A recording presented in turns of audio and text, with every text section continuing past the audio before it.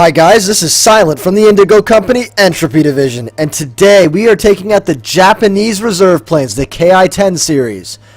Now the big deal about these planes, similar to the British, they're relatively fast, but unlike the British, and their stats sort of lie about this, I tend to find them to be quite good in a turn fight. Don't ask me why, their stats say that they wouldn't be good at it, but I've found that I can usually get on my opponent's tail with them.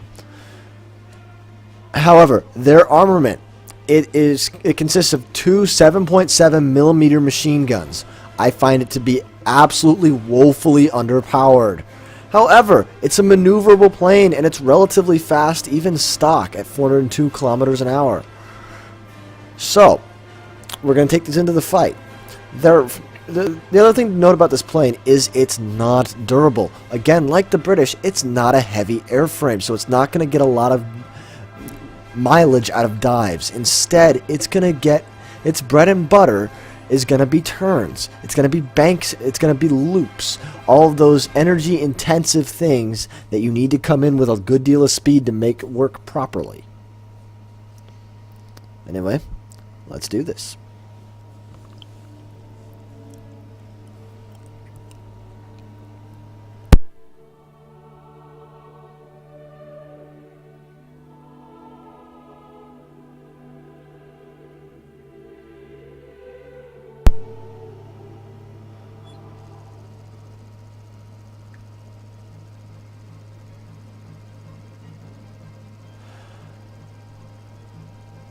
Alright, so as we go into this match, the big thing we're going to do is we're going to climb, because he who has the most energy at the start of the match is he who controls the engagements, because he picks when the engagement starts, he controls how the engagement flows, and he can disengage whenever he feels like it. Now the thing about turn fighters is the more you turn, the more you're going to equalize your energy state with that of your opponent. This is critical, especially with the KI-10's ability, thanks to its high speed coupled with high drag, its ability to accelerate. This is an aircraft that can go from 0 to its top speed very quickly. However, once it gets there, it's not going to get above it very easily, because you see all this cabling, you see the second wing. It's just not an aerodynamic aircraft. So what we're going to do is we're going to get some altitude. We're going to convert some of that glorious speed we had directly into altitude with this climb. And again, its turn time is good, particularly in loops.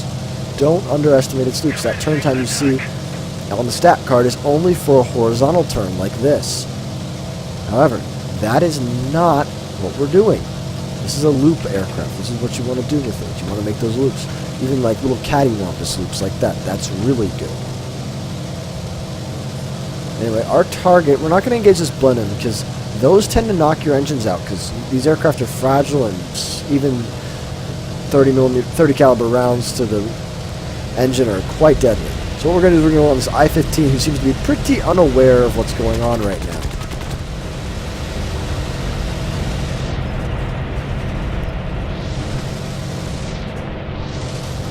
We're going to continue to engage.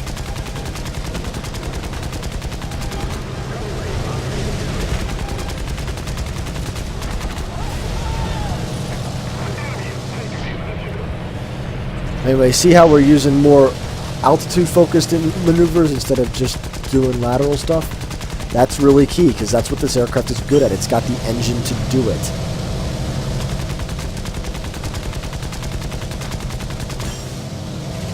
Anyway, we jammed our guns because we were firing for too long. It's a real problem in the low tiers when your crew's unskilled. It's very difficult to not jam your guns. Reload times take a little while, so be careful, watch that indicator. As you see, I'm not even that great at it. And that's how you get kills. Just sit on their tail, chew away at their fuselage.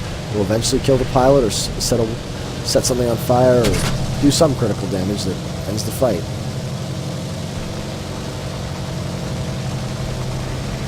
And we're going to line up this next I-15. Now it's really strange to see I-15s having a difficulty with being with dogfighters, because they're very, very maneuverable aircraft, more so than any other Tier 1. Oh, man. I just got... Oh, that was by an enemy. Okay. Lucky shot, Nirvana. I gotta go break off and land. Yeah, you see, biplanes, they don't survive fuel fires. If we make it to base, I'm gonna be amazed. But that's the thing, their construction is flimsy, they don't have self-sealing fuel tanks. I'm probably gonna explode here. Oh, I lost a wing. And that's just how it goes. On some of the later aircraft, they get self-sealing fuel tanks, or just enough small fuel tanks that they actually just run out of gas in that fuel tank before the fire eats your plane alive. So that sort of solves that problem later on, but early game, a burning plane is a dead plane. Oh, and I forgot to mention, this is my last video in the series of the Escape the Tier 1.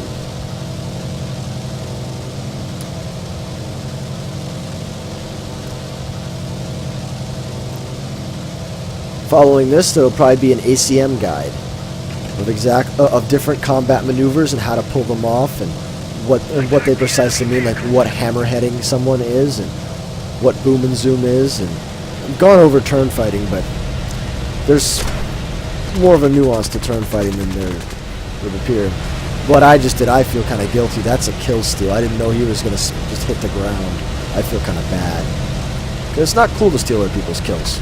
I've had it happen to me. It's never been fun. I've caused it to other people, and wow, I am an idiot. I just crashed into two planes that had already crashed. That's pretty hilarious, and it's going on YouTube. Alright. And the game ended, and guys, it has been one heck of a match. Once again, I am Silent from the Indigo Company's Entropy Division. Signing off.